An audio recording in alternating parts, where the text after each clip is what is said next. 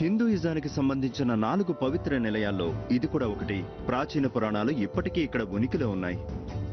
తూర్పు భారతదేశంలోని పూరీ నగరం ప్రతి సంవత్సరం వైభవోపేత రథయాత్రకు సిద్ధమవుతూ ఉంటుంది. జగతికారకుడైన ఆ జగన్నాథుడు, ఆయన తోబుట్టువులు కలిసి ప్రతి ఏడాది వేసవి ప్రారంభంలో 3 రథాల మీద అంగరంగ వైభవంగా ఊరేగడం ఇక్కడ ఆనవాయితీ. అయితే ఈసారి 19 సంవత్సరాల తర్వాత సాంప్రదాయం ప్రకారం ఇక్కడి దేవుళ్లు తమ పాత దేహాలను వదిలి కొత్త వాటిలోకి ప్రవేశించనున్నారు.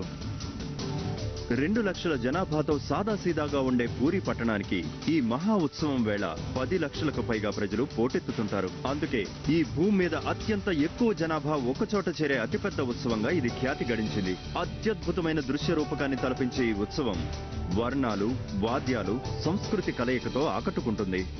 ఈ ఉత్సవం వేళ చరిత్ర, కళలు, పురాణాలు సజీవంగా దర్శనమిస్తుంటాయి.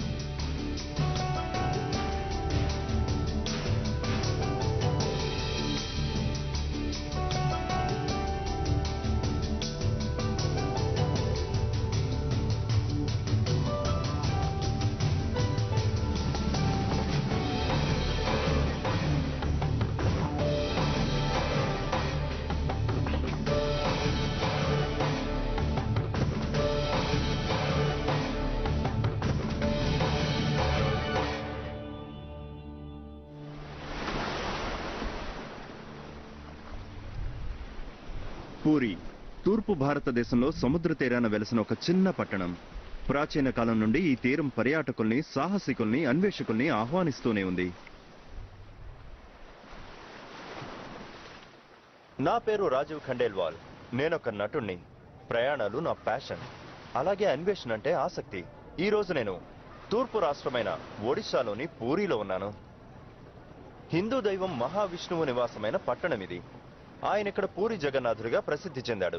మామూలుగా చెప్పాలంటే జగన్నాథుడంటే ఈ విశ్వానికే దైవం. విశ్వాసంతో అల్లుకున్న అత్యంత ప్రాచీన సాంప్రదాయానికి నేనిక్కడ సాక్ష్యం కాబోతున్నాను. ఈ పవిత్ర ప్రదేశం కథని ఆవిష్కరించబోతున్నాను. పూరిని శ్రీ పురుషోత్తం ధామ్ అని కూడా పిలుస్తారు. అంటే ఈ భూమి మీద మహావిష్ణువు నివాసమైన ప్రదేశం ఇది. హిందూ విశ్వాసంలో త్రిమూర్తులకి ప్రత్యేక స్థానం ఉంది. బ్రహ్మ సృష్టికర్త, శివుడు లయకారుడు, విష్ణువు జగద్రక్షకుడు. హిందూ విశ్వాసం ప్రకారం, అలాగే హిందూ పురాణాల ప్రకారం ధర్మరక్షణ కోసం కాలగమనంలో విష్ణువు అనేక అవతారాలను ధరించాడు. విష్ణువుని కృష్ణుడు లేదా నారాయణుడి రూపంలో పూజిస్తుంటారు. పూరిలో ఆయన్ని జగన్నాథుడిగా కొలుస్తారు.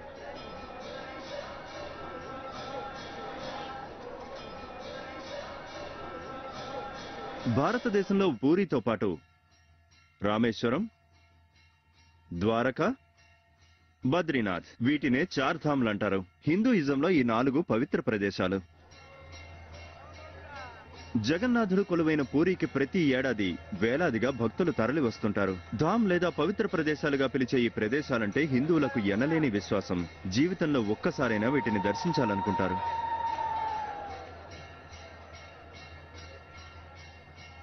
జై జగన్నాథ్. ఆ జగన్నాథుని మీద మాకు పూర్తి నమ్మకం ఉంది. ఎందుకంటే మాలో ఎవరు ఏం కోరుకున్నా వెంటనే ఆ దేవుడు తీర్చేస్తాడు. నేను ఇప్పటి వరకు దేవుడిని ఏమేమి కోరుకున్నానో అవన్నీ నాకు దేవుడు ఇచ్చాడు.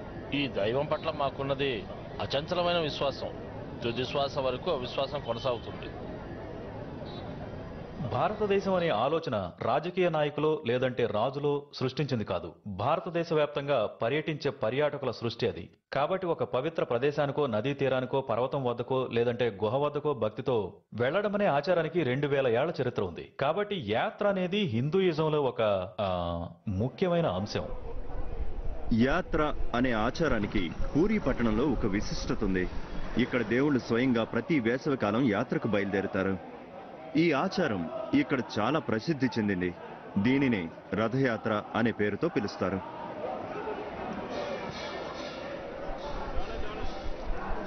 జగన్నాథుడు ఆయన తోబుట్టువులైన బలభద్రుడు, సుభద్రలతో కలిసి తమ నివాసమైన జగన్నాథ ఆలయం నుండి పొరుగున 3 కిలోమీటర్ల దూరంలో ఉన్న గుండీచా ఆలయానికి 3 అత్యద్భుత రథాల్లో బయలుదేరి వెళతారు. ఈ యాత్ర సమయంలో జగన్నాథుడిని దర్శించుకోవడానికి ప్రపంచం నలుమూలల నుండి వేలాది మంది పూరి చేరుకుంటారు. ఈ యాత్రలో పాల్గొంటే మోక్ష ప్రాప్తి కలుగుతుందని వారి విశ్వాసం. జగన్నాథుడి రథయాత్ర కోసం దాదాపు 2 నెలల ముందు నుండే పూరిలో ఏర్పాట్లు జోరందుకుంటాయి. బ్రిటిష్ కాలంలో సంస్థానంగా విరాజిల్లిన దగ్గరలోని దశపాలా నుండి కలప తీసుకురావడం ద్వారా రథయాత్ర సన్నాహాలు జోరందుకుంటాయి.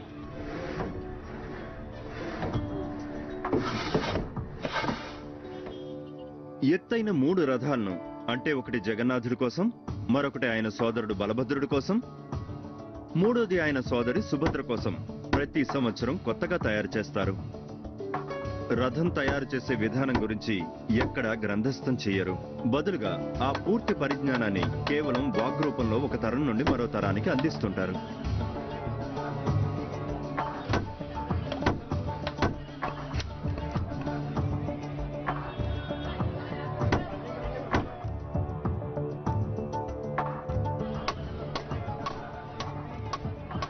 ఆసక్తికర విషయం ఏంటంటే, ఇంతటి భారీ రథాల తయారీలో కలపని కొలవడానికి ఇప్పటికీ పురాతన కాలంలో లాగే జానా, మూరలను ఉపయోగిస్తుంటారు. మేము తీసుకున్న కొలతల్లో ఏ కొలతలు కూడా కనీసం ఒక అరంగుళం కూడా తేడా ఉండదు. నిజానికి అన్ని రకాల కొలతల్ని మేము చేత్తోనే తీస్తాం. కొన్ని భాగాల యొక్క కొలతలు వేరువేరుగా ఉంటాయి, అయినప్పటికీ అన్ని కొలతలు కూడా అత్యంత ఖచ్చితత్వంతో ఉంటాయి. అక్కడ ఒకవైపు రథాల తయారీ జరుగుతూ ఉండగానే అత్యంత విశిష్ట ప్రదేశమైన పూరిలోని జగన్నాథుడి ఆలయంలోకి అడుగుపెట్టాను.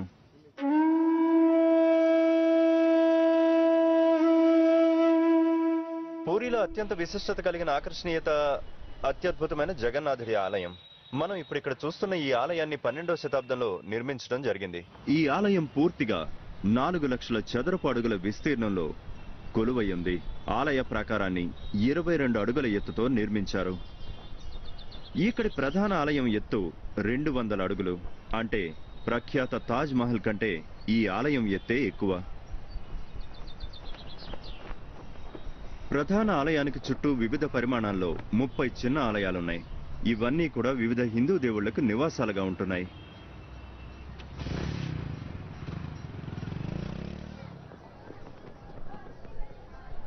ఆలయ గోపుర శిఖరాన 8 ఆకులతో కూడిన ఒక చక్రం ఉంటుంది. దీన్ని నీలి చక్రంగా పిలుస్తారు. మహావిష్ణువు చేతిలో ఉండే సుదర్శన చక్రానికి సంకేతంగా ప్రజలు దీన్ని పూజిస్తుంటారు. అయితే మరో విధంగా చెప్పాలంటే, భారీ ఎత్తులో ఉండే ఆలయాన్ని అది భయంకరమైన పిడుగుపాటుల నుండి రక్షిస్తుంది. ప్రతిరోజు ఆ చక్రం మీద ఒక జెండాని ఎగరవేస్తూ ఉంటారు. కేవలం విశ్వాసమే రక్షణగా ఒక సేవకుడు భూమి నుండి 200 అడుగుల ఎత్తులో ఉన్న ఆ చక్రం వద్దకు వెళ్లి జెండాని మార్చి వస్తూ ఉంటాడు.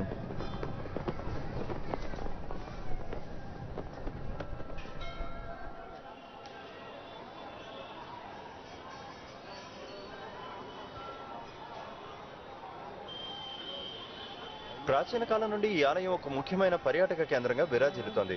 దేశం నలుమూలల నుండి పర్యాటకులు ఇక్కడికి వచ్చేవారు. ఏనుగుల మీద, ఒంటెల మీద, పల్లకీల్లో నడిచి వస్తుండేవారు.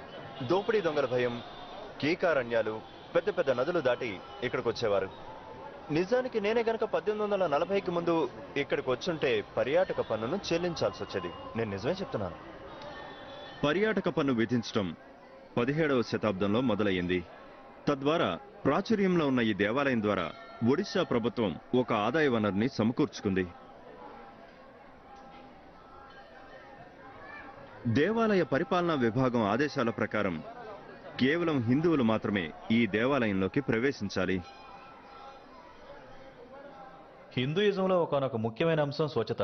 అంటే ఆచారపరమైన స్వచ్ఛత, అంతే తప్ప మనం ఇప్పుడు అనుకునే శుభ్రతో స్వచ్ఛతో కాదు అది. ఈ విధమైన పద్ధతి ప్రాచీన రోమ్లోను, ఇదే పద్ధతి ప్రాచీన ఈజిప్ట్లోనూ ఉండేది. ఇతరులను దూరం పెట్టడానికి మరో కారణం ఉంది. ఎందుకంటే మతపరమైన ప్రదేశాన్ని మనం పర్యాటక ప్రదేశంగా మార్చకూడదు. దేవాలయంలోకి ప్రవేశించాలంటే నిశ్చితంగా చెక్కిన 4 భారీ ద్వారాలను దాటుకుని వెళ్ళాలి. అవి సింహద్వారం, గజద్వారం, అశ్వద్వారం, ఇక చివరిగా పులిద్వారం.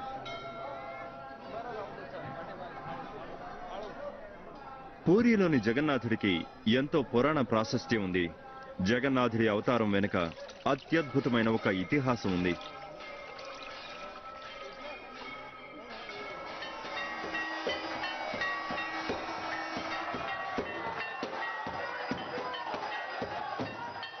ఒకానొకప్పుడు ఇంద్రదుమ్న్య అనే ఒక రాజు మధ్య భారతాన్ని పాలిస్తుండేవాడు. అతడు పరమ విష్ణు భక్తుడు. విష్ణువుని చూడాలనే కోరిక అతడిలో చాలా బలంగా ఉండేది. ఒకరోజు ఆ రాజు సభలో ఉండగా దేశాటన చేస్తున్న యాచకుడొకడు అక్కడికొచ్చాడు. విష్ణువు తన నిజ రూపమైన నీలమాధవుడిగా ఒడిశాలో పూజలు అందుకుంటున్నాడని ఆ రాజుతో చెప్పాడు. వెంటనే ఆ రాజు ప్రధాన పూజారి సోదరుడైన విద్యాపతిని పిలిచి ఒడిశా వెళ్లి నీలమాధవుడి ఆలయాన్ని కనుగొనాలంటూ ఆదేశించాడు. అత్యంత శ్రమ కోర్చిన విద్యాపతి చివరకు ఒడిశా చేరాడు. అక్కడ విశ్వవాసు అనే గిరిజన నాయకుడు రహస్యంగా నీలమాధవుడిని కాపాడుతున్నట్టుగా తెలుసుకున్నాడు. దాంతో ఆ ఆలయాన్ని చూపాలంటూ విశ్వవాసుని ప్రార్థించాడు. కానీ ఆ గిరిజన నాయకుడు అందుకు ససేమిరా అన్నాడు. అటుపై విద్యాపతి ఆ గ్రామంలోనే ఉండిపోయాడు. చివరకతడు విశ్వవాసు కుమార్తెతో ప్రేమలో పడ్డాడు.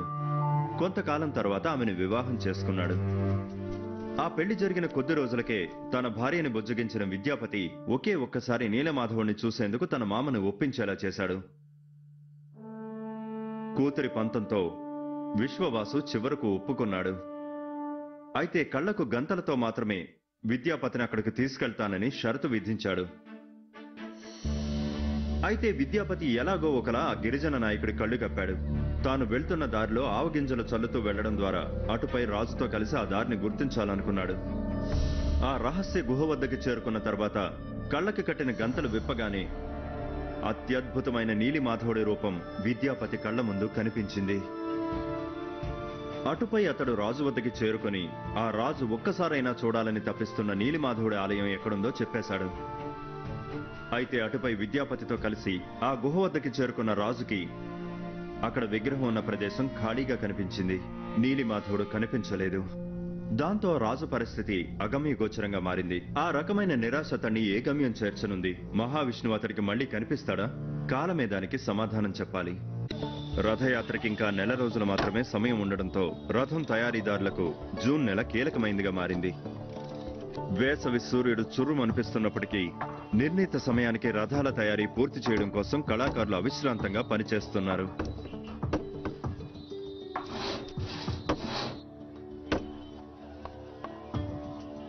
రథం పూర్తిగా తయారైన తర్వాత ఒక్కో రథం ఎత్తు 40 అడుగుల కంటే ఎక్కువగా ఉంటుంది. అంటే దాదాపు 4 అంతస్తుల భవనం ఎత్తు అన్నమాట. రథం నిర్మాణం పూర్తి కాగానే దానికి చక్రాలు బిగిస్తాం, తర్వాత స్తంభం బిగిస్తాం. నిజానికి మేము కొలతలన్నీ కూడా కింద నుండి తీసుకుంటాం. కింద నుంచి తీసుకొని తయారు చేసిన తర్వాతే అప్పుడు మేము రథానికి బిగిస్తాం. కళాకారులు ముందుగా భారీ చక్రాల తయారీతో పని ప్రారంభిస్తారు. తర్వాత యాక్సెల్ తయారు చేసి అటుపై మిగిలిన భాగాన్ని తయారు చేస్తారు.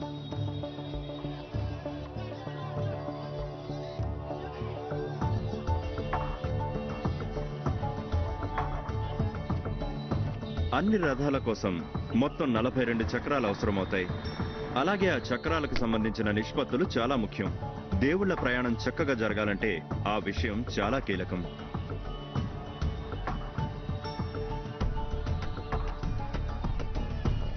మూడు వేర్వేరు బృందాలు ఒక్కో రథాన్ని తయారు చేసే పనిలో కాలంతో పోటీ పడడం ద్వారా అతి గొప్ప ఉత్సవానికి అవసరమైన భారీ నిర్మాణాలను నిర్ణీత సమయానికి పూర్తి చేస్తాయి.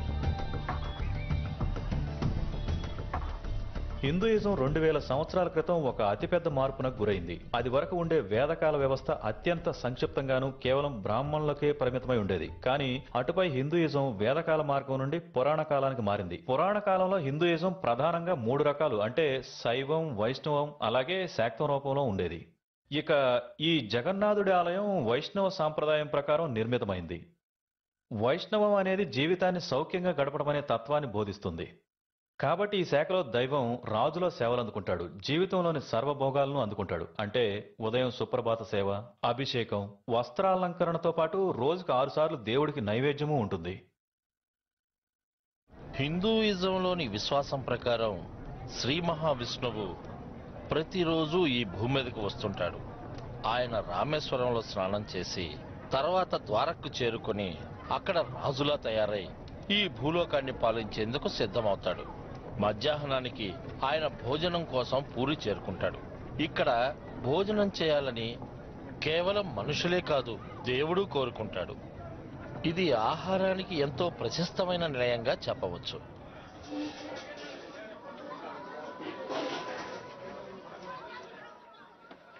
పూరి ఎందుకు థామ్గా అంటే దేవుడు నైవేద్యం ఆరగించే ప్రదేశంగా పరిగణించబడుతుందో నేను తెలుసుకోవాలనుకుంటున్నాను. అందుకే కేవలం కొన్ని గంటల్లో వేల మందికి భోజనం వడ్డించే ఒక వంటశాలకు వెళ్లి ఆ విషయాన్ని స్వయంగా తెలుసుకోబోతున్నాను. ప్రపంచంలోని అతిపెద్ద దేవాలయ వంటశాలల్లో ఒకటైన పూరిలోని వంటశాలలో భోజనం సిద్ధం చేస్తుంటారు. 100 అడుగుల పొడవు, 150 అడుగుల వెడల్పుతో ఉండే ఈ వంటగది బయట నుండి చూస్తే కోటలాగా కనిపిస్తుంది. దేవాలయ వంటశాల ప్రధానాధికారి నన్ను దగ్గరలోని ఒక మార్కెట్కు తీసుకువెళ్లారు. అక్కడి నుండే వంటశాలకు అవసరమైన ముడిసరుకులు తీసుకొస్తారు. కేవలం ఆ ప్రాంతంలో స్థానికంగా పండే కూరగాయలను మాత్రమే జగన్నాథుడి నైవేద్యానికి వినియోగిస్తారు. ఈ మార్కెట్ ఇక్కడ ఎప్పటి నుంచి ఉంటుంది? 1000 ఏళ్లుగా ఈ మార్కెట్ ఇక్కడే ఉంది. దీన్ని లక్ష్మీ బజార్ అంటారు. ఇక్కడ కూరగాయలన్నీ దగ్గరలోని గ్రామాల నుండి వస్తూ ఉంటాయి. బంగాళదుంపలు, టమాటాలు, కాలీఫ్లవర్, బెండ, అలాగే పచ్చిమిరప ఇలాంటివి నైవేద్యానికి ఉపయోగించరు. గుమ్మడికాయను ఉపయోగిస్తారు. అది సాంప్రదాయం కూడా. ప్రతిరోజు జగన్నాథుడికి 56 రకాల వేర్వేరు వంటకాలను నైవేద్యంగా పెడుతుంటారు. అందుకే ఇక్కడ మూల విరాటు భోజన ప్రియుడిగా ప్రసిద్ధికెక్కాడు. 1000కి పైగా కుండలు, 600 మంది వంటవాళ్లు ప్రాచీన సంప్రదాయాన్ని అనుసరిస్తూ కేవలం కట్టెల పొయ్యిల మీదే స్వామివారి నైవేద్యాన్ని సిద్ధం చేస్తుంటారు. అన్ని రకాల వంటల్ని సాంప్రదాయ కట్టెల పొయ్యి మీద వండుతాం. ఇది ఒక విశిష్టమైన కట్టెల పొయ్యి. ఇది 3.5 అడుగులు ఎత్తుంటుంది. దీని మీద ఒకేసారి 9 నుండి 12 మట్టి కుండలు పెట్టొచ్చు. మట్టి కుండలను ఒకసారి ఉపయోగిస్తాం, తర్వాత పగలగొట్టేస్తాం. అవును, నిజంగానే ఇది దేవుళ్ళు నైవేద్యం ఆరగించే ప్రదేశం అనే భావన కలుగుతోంది. ప్రపంచంలోని అతిపెద్ద వంటశాలలో ఒకటిగా ప్రసిద్ధి చెందిన ఈ చోట 600 మంది వంటవాళ్లు ఆ దేవదేవుడి కోసం మహాప్రసాదాన్ని సిద్ధం చేస్తుంటారు. మహాప్రసాదాన్ని ముందుగా జగన్నాథుడికి నివేదిస్తారు, తర్వాత విమలాదేవికి నివేదిస్తారు. అటుపై మహాప్రసాదం భక్తుల చేతికొస్తుంది. పూరికి వచ్చే భక్తులకు అత్యంత ఆధ్యాత్మిక అనుభవాన్ని కలిగించే అంశాల్లో ఈ మహాప్రసాదం ఒకటి. ఇక్కడికి వచ్చిన భక్తులు అత్యంత భక్తి శ్రద్ధలతో ఆచరించే కార్యక్రమాల్లో ఈ ప్రసాదం ఆరగించడం కూడా ఒకటి. ఈ వంటశాల ప్రతిరోజు దాదాపు 25,000 మంది భక్తులకు అన్నప్రసాదం అందిస్తుంటుంది. అయితే రథయాత్ర సమయంలో అంతకు రెట్టింపు సంఖ్యలో భక్తులకు ఇక్కడ భోజనం వండి వారుస్తుంటారు.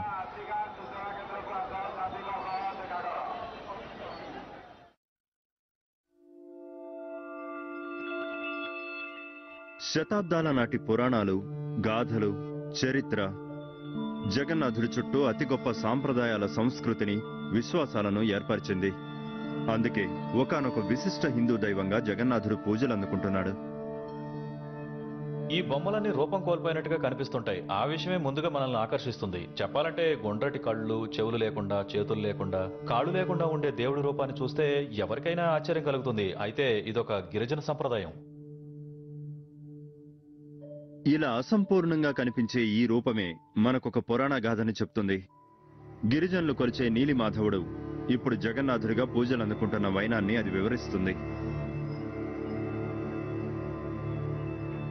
రాజు ఇంద్రద్యుమ్న ఆజ్ఞల మేరకు ఆయన నమ్మిన బంటు విద్యాపతి ఒడిశా అడవుల్లో నీలిమాధవుడుగా పూజలు అందుకుంటున్న మహావిష్ణువు నిజరూప విగ్రహం కొలువైన ప్రదేశాన్ని కనుగొంటాడు. ఆ విషయం తెలియగానే ఆ రాజు వెంటనే ఒడిశా చేరుకుంటాడు. అయితే అతడు ఆ రహస్య గుహకు చేరుకోగానే అక్కడ నీలిమాధవుడి విగ్రహం మాయమైపోయిన విషయం తెలుస్తుంది. దాంతో రాజు పూర్తిగా దుఃఖంలో కూరుకుపోతాడు. అయితే అప్పుడు అతడికి ఆకాశవాణి వినిపిస్తుంది. నువ్వు పూరి వెళ్ళు, అక్కడ అలల మీద తేలుతున్న కొయ్య దొంగని తీరానికి చేర్చు అని ఆదేశిస్తుంది. ఆకాశవాణి ఆదేశంతో రాజు పూరి వెళ్తాడు. అక్కడ అలల మీద తేలుతూ ఒక కొయ్య దొంగ కనిపిస్తుంది. రాజు సంతోషంగా దాన్ని రాజసౌధానికి తెస్తాడు. అయితే అప్పుడే అసలైన సవాల్ ఎదురవుతుంది. చాలా గట్టిగా ఉన్న ఆ దొంగని ఎవరూ చెక్కలేకపోతారు. అదే సమయంలో ఎవరూ విష్ణువుని చూడకపోవడం వల్ల రాజు మెచ్చే రూపాన్ని దానిపై చిత్రించలేకపోతారు.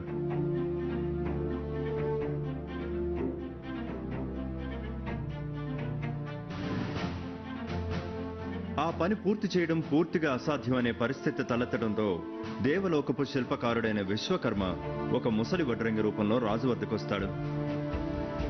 రాజు మెచ్చే రూపాన్ని తాను చెక్కగలనని అతడు రాజును ఒప్పిస్తాడు. అయితే 21 రోజుల పాటు తన పనికి ఎవరూ భంగం కలిగించకూడదంటూ షరతు విధిస్తాడు. రాజు అందుకు అంగీకరిస్తాడు. అటుపై 15వ రోజున ఇక ఆపై కుతూహలం దాచుకోలేకపోయిన రాణి గది తలుపు తెరవడానికి రాజును ఒప్పిస్తుంది. రాజు తలుపు తెరవగానే ముందుగా విధించిన షరతు మేరకు ఆ వడ్రంగి మాయమైపోయాడు. దాంతో అసంపూర్ణంగా ఉన్న కొయ్య బొమ్మలు మాత్రమే అక్కడ కనిపించాయి. తరాలుగా వస్తున్న విశ్వాసం ప్రకారం ఆనాడు అసంపూర్ణంగా మిగిలిన అదే రూపంలోనే విగ్రహాలను పూరిలోని జగన్నాథాలయంలో ప్రతిష్ఠించడం ఆనవాయితీగా వస్తోంది. సాంప్రదాయకంగా జరిగే స్నాన పూర్ణిమ కోసం భక్తులు జగన్నాథ ఆలయానికి పోటెత్తారు. ప్రతి ఏడాది జగన్నాథుడు, ఆయన తోబుట్టువులు బాలభద్ర, సుభద్ర విగ్రహాలను బయటకు తీసుకొచ్చి వాటిని 108 కలశాల నీటితో అభిషేకించటం ఇక్కడ ఆనవాయితీగా వస్తోంది. ఈ ఆచారంతో దేవుళ్లకు అనారోగ్యం కలుగుతుంది. దాంతో దేవుళ్లు కోలుకోవడానికి 15 రోజులు పడుతుంది. ఆ సమయంలో ప్రధాన ఆలయాన్ని మూసివేస్తారు. అటుపై రథయాత్రతో ఆలయం తెరుచుకుంటుంది. అయితే ఈ ఏడాది 45 రోజులు ఆలయం మూసుకోనుంది. దేవుళ్ళు ఆ అనారోగ్యం నుంచి కోలుకోరు. జగన్నాథుడి విషయంలో అత్యంత విచిత్రంగా అనిపించే ఒకానొక విశ్వాసం, మనుషుల్లాగే ఆయన మరణిస్తాడు. తన సోదరుడు బాలభద్ర, సోదరి సుభద్ర ఈ సందర్భంగా కొత్త శరీరాల్ని ధరిస్తారు. ఈ ఆచారాన్ని నబ్ కాలిబర్ అని పిలుస్తారు. నబ్ అంటే కొత్త అని, కాలిబర్ అంటే శరీరం అని అర్థం. అంటే పాత శరీరాన్ని వదిలి కొత్త శరీరాన్ని ధరించడం అన్నమాట. ఎవరికైనా మరణం అనివార్యమని చెప్పే సందేశం ఇది. కాబట్టి అహం, గర్వం, అహంకారం, మొండి వైఖరితో జీవించటం శుద్ధదండగా. నేను పుడుతున్నా మరణిస్తున్నా, మీరు సిద్ధంగా ఉండండి అంటూ ఇక్కడ దేవుడే చెప్తున్నాడు. సాంప్రదాయం ప్రకారం పాత కలప విగ్రహాల స్థానంలో కొత్త విగ్రహాలను ఏర్పాటు చేసే నబ్ కాలిబర్ ఉత్సవం ప్రతి 8, 12 లేదా 19 ఏళ్లకొకసారి నిర్వహిస్తుంటారు. ఈ సహస్రాబ్ది తొలి నబ్ కాలిబర్ ఉత్సవాన్ని 2015లో నిర్వహించారు. 19 సంవత్సరాల విరామం తర్వాత నిర్వహించిన ఉత్సవం ఇది. స్నాన పూర్ణిమ ముగిసిన తర్వాత కొత్త విగ్రహాల తయారీ మొదలవుతుంది. పురాణ గాథ ప్రకారం రాజు ఇంద్రదుమ్య సహనం కోల్పోవడమే కాకుండా శిల్పకారుడి పనిలో జోక్యం చేసుకున్నాడు. అయితే ప్రస్తుతం వారి పనిలో ఏ ఒక్కరూ జోక్యం చేసుకోవడం లేదు. వాళ్ళు ఏకాంతంలోనే తమ పని పూర్తి చేస్తారు. రాజు సైతం జోక్యం చేసుకోడు. ఇప్పుడు ప్రస్తుత రాజు గజపతి మహారాజ్ దివ్య సింగ్ తో మాట్లాడడం ద్వారా ఈ సంప్రదాయం గురించిన మరిన్ని విషయాలు తెలుసుకోబోతున్నాను.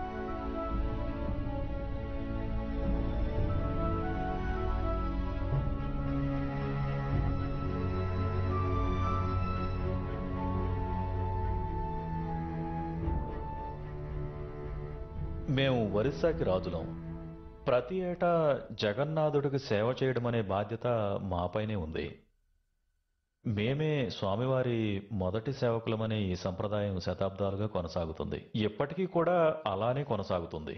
కేవలం ఒక వంశం మాత్రమే కాకుండా అనేక వంశాలు ఈ సంప్రదాయాన్ని కొనసాగిస్తూ వచ్చాయి. రథయాత్ర సమయంలో 3 దైవాలు తమ తమ రథాల్లో ఆసీనులయ్యాక రాజు తొలి సేవ చేస్తాడు.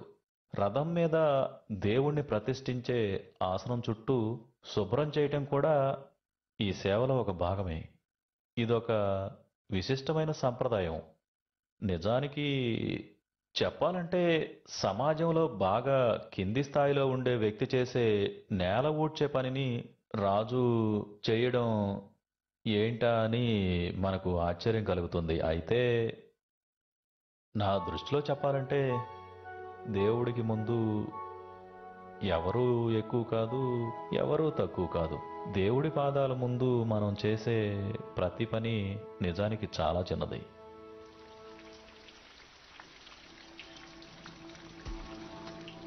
రథయాత్రకి కేవలం కొద్ది రోజులే మిగిలి ఉన్న నేపథ్యంలో వేసవి తాపాన్ని తగ్గించేలా జోరుగా వర్షం కురిసింది.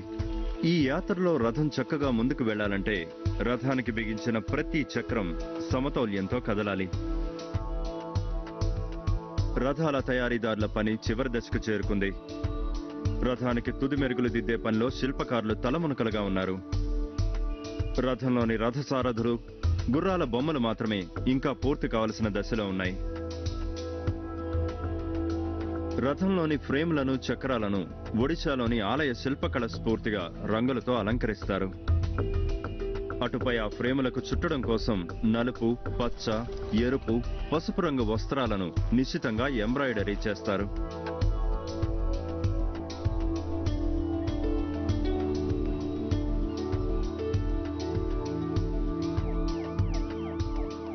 2500 మంది కానిస్టేబుళ్లు 150 మంది ట్రాఫిక్ కానిస్టేబుళ్లను నియమించడం ద్వారా రథయాత్ర సందర్భంగా భక్తులకు భద్రత కల్పిస్తుంటారు.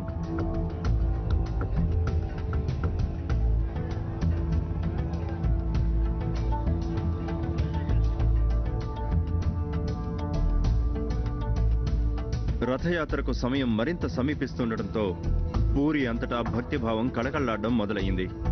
రథయాత్ర చూడడం కోసం దూర ప్రాంతాల నుండి వస్తున్న భక్తులు భక్తి శ్రద్ధలతో దేవుణ్ణి దర్శించడం మొదలయ్యింది.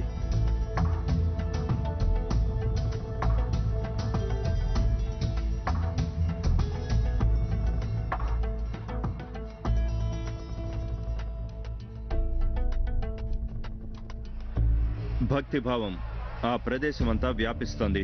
ప్రధాన ఉత్సవానికి ఒక రోజు ముందు రథాలను వాటి నిర్ణీత ప్రదేశానికి తీసుకొస్తున్నారు. అంటే దేవాలయం ముందున్న సింహద్వారం వద్దకన్నమాట.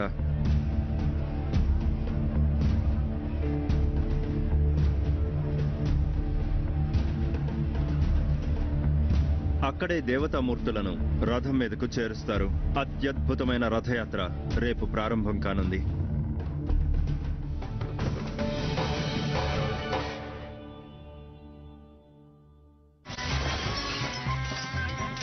మూర్తుల స్థానంలో కొత్త విగ్రహాలు అమర్చారు.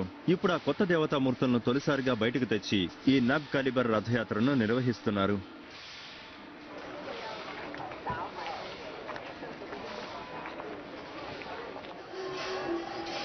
మూడు అతిపెద్ద రథాలు, 5 అంచెల భద్రతా దళాలు, దాదాపు 10,000 మంది భద్రతా సిబ్బంది, దాదాపు 164 పోలీస్ ప్లాటూన్లు, ప్రపంచం నలుమూలల నుండి వచ్చిన 15 లక్షలకు పైగా భక్తులతో మహారథయాత్ర అంగరంగ వైభవంగా ముందుకు కదలబోతోంది.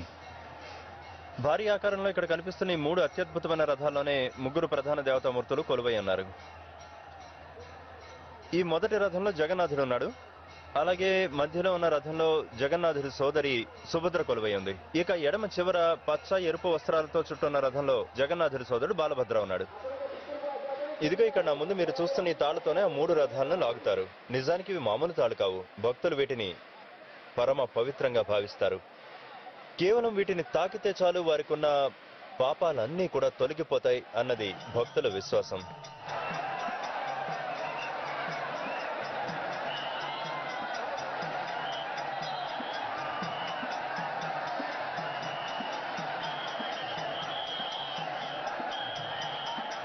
చెప్పాలంటే ఇంగ్లీష్లోని జగన్నాథ్ అనే పదం జగన్నాథ్, పూరి జగన్నాథ్ స్ఫూర్తితో వచ్చింది.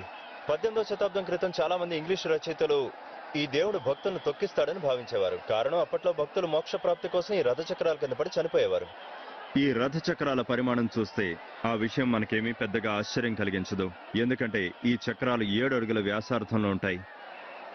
దేవతామూర్తులను ఆలయం నుండి వెలుపలికి తెచ్చే సమయం ఆసన్నమవుతుండటంతో లక్షలాది మంది భక్తులు అక్కడ ఆతృతతో ఎదురు చూస్తున్నారు.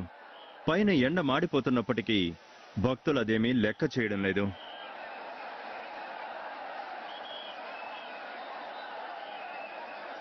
నా వెనుక మీరు చూస్తున్న ఈ జన సందోహం పూరిలో ప్రతి సంవత్సరం సర్వసాధారణమైన విషయం. ప్రతి సంవత్సరం రథయాత్రను కళ్ళారా చూడడానికి 5 నుండి 10 లక్షల మంది భక్తులు పూరికి చేరుకుంటారు. అయితే ఈ సంవత్సరం ఆ సంఖ్య 15 లక్షలకి చేరొచ్చని వీరు అంచనా వేశారు. 20వ శతాబ్దంలో 1912 నుండి చివరి వరకు 6 సార్లు నబ్ కాలిబర్ నిర్వహించారు. ఈ సహస్రాబ్దిలో 2015లో నిర్వహిస్తున్న ఈ నబ్ కాలిబర్ మొదటిది. అందుకే ఇంత ఘనంగా ఉత్సవాలు సాగుతున్నాయి.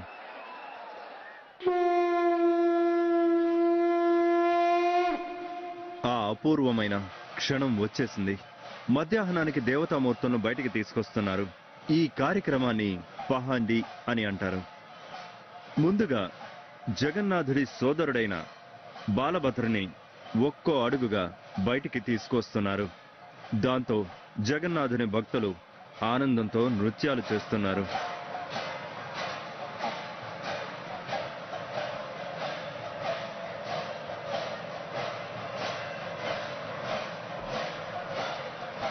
బాలభద్రని రథం మీద ప్రతిష్ఠించారు.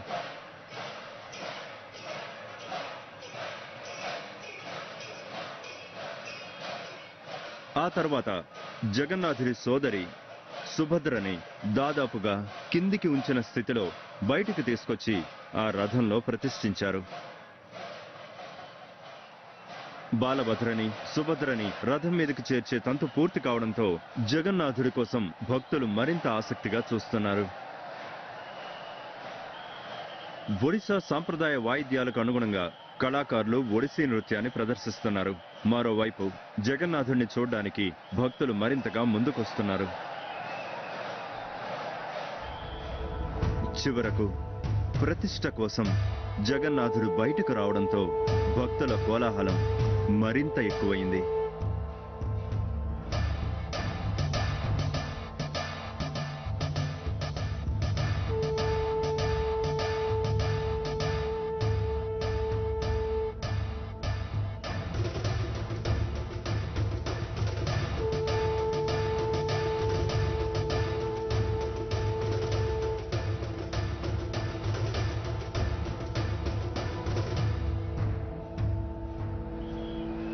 దేవతామూర్తుల ప్రతిష్ఠ పూర్తయినప్పటికీ మరో ముఖ్యమైన సాంప్రదాయం ఒకటి పూర్తి కాకుండా రథాలు ముందుకు కదలవు. చేరా పహాన్రా అనే ఆ సాంప్రదాయాన్ని రాజు నిర్వహిస్తారు. ఊరేగింపుగా రథాల వద్దకు చేరుకున్న రాజు బంగారు చీపుర్ని చేతబట్టి జగన్నాథుడి ముందు ఊడ్చే ఆచారాన్ని నిర్వహిస్తూ వస్తున్నారు. ఈ సంప్రదాయం ఇక్కడ అనేక వందల సంవత్సరాలుగా సాగుతోంది. ఇక్కడ ఆధ్యాత్మిక సంప్రదాయాల్లో ఒకదానికి ఇది ఒక సంకేతంగా నిలుస్తోంది. 12వ శతాబ్దంలో ఒడిశాను పాలించిన చక్రవర్తులు తాము జగన్నాథుడి సేవకులమంటూ ప్రకటించారు. అందుకే ఆ సమయం నుండి వాళ్ళు ఈ ప్రదేశాన్ని ప్రతినిధులుగానే పరిపాలించారు. సమగ్రత, ఐక్యత అనే జగన్నాథ తత్వాన్ని ప్రదర్శించడమే ఈ సాంప్రదాయం వెనుక దాగి ఉన్న రహస్యం. నిజానికి చెప్పాలంటే ఈ ఉత్సవం సందర్భంగా ఇక్కడ ఎలాంటి కుల లేదా వర్గ విభేదాలు ఈ ప్రజల్లో కనిపించవు. గుర్రాలను ప్రతిష్ఠించారు. కొబ్బరి పీచుతో అల్లిన దాదాపు 250 అడుగుల పొడవు, 8 అంగుళాల మందం కలిగిన 4 అతి మందమైన తాళ్లను ఒక్కో రథానికి కట్టారు. ఇక రథయాత్ర మొదలయ్యింది. రథాలు బయలుదేరిన ఆ క్షణం అదొక అపూర్వ ఘట్టం. భారీ పరిమాణంలోని ఆ రథ చక్రాలు ముందుకు కదలగానే భక్తులు పూనకం వచ్చినట్టుగా ఊగిపోసాగారు.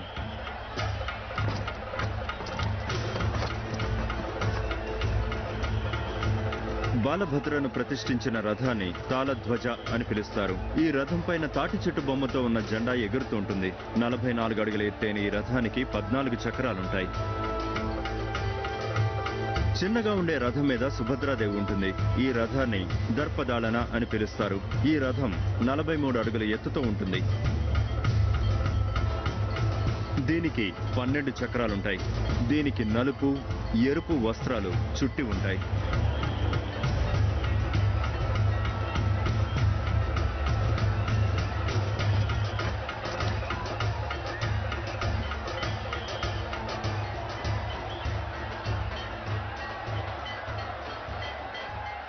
ఇక మిగిలింది జగన్నాథుడి రథం. 45 అడుగుల ఎత్తుతో ఉండే ఈ రథానికి 16 చక్రాలుంటాయి. దీనిని నందిఘోష అని పిలుస్తారు. ఎరుపు, పసుపు వస్త్రాలకు తోడు పెద్ద చక్రాలతో ఈ రథం మెరిసిపోతుంటుంది.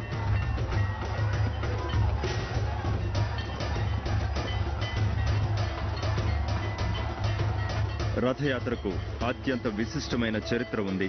పవిత్ర హిందూ గ్రంథాలైన ఉపనిషత్తుల ప్రకారం రథం అనేది శరీరానికి సంకేతం. అలాగే రథం ప్రయాణించే దూరం శరీరాన్ని అంతిమంగా తీసుకెళ్లే దూరానికి సంకేతం. అంటే శరీర నిర్మాణం లేదా మోక్షస్థానాన్ని చేరే దూరం అన్నమాట.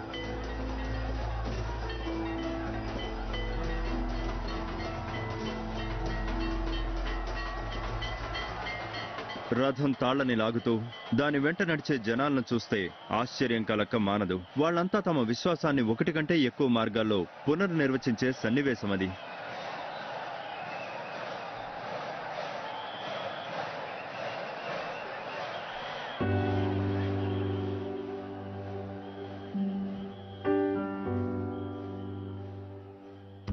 దాదాపు 5 గంటల సమయం, 3 కిలోమీటర్ల ప్రయాణం తర్వాత ఆ రథాలు చివరకు తమ గమ్యస్థానమైన గండీచా ఆలయాన్ని చేరుకున్నాయి.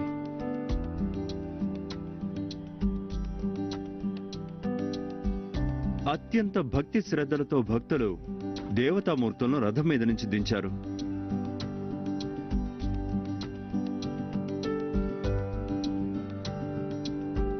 అప్పటి వరకు ఉన్న అదే ఉత్సాహంతో దేవతామూర్తులను ఆలయం లోపలికి తీసుకెళ్లారు. ఇక్కడ నుండి 7 రోజుల పాటు ఆ దేవుళ్ళు తాత్కాలికంగా బస చేస్తారు. అటుపై వాళ్ళని గండిచా ఆలయం నుండి జగన్నాథ ఆలయానికి చేరుస్తారు. ఈ మహా ఉత్సవం పూర్తయిపోయింది. ఇక నేను నా సొంత ఊరికి వెళ్ళిపోతున్నాను. నేను నాతో ఏం తీసుకెళ్ళనున్నాను? జీవితాంతం గుర్తుండే జ్ఞాపకాలు తీసుకెళ్తున్నాను. తరాలుగా వ్యాప్తిలో ఉన్న కథల్ని తీసుకువెళ్తున్నాను. శతాబ్దాల చరిత్ర కలిగిన సాంప్రదాయాల గుర్తుల్ని తీసుకువెళ్తున్నాను. లక్షల మంది విశ్వాసంలో శాశ్వతంగా ఉన్న పురాణ గాథల్ని నా వెంట తీసుకువెళ్తున్నాను. నిజంగా చెప్తున్నాను, వాటిని మన శరీరం భరించలేకపోవచ్చు, కానీ విశ్వాసం భరిస్తుంది.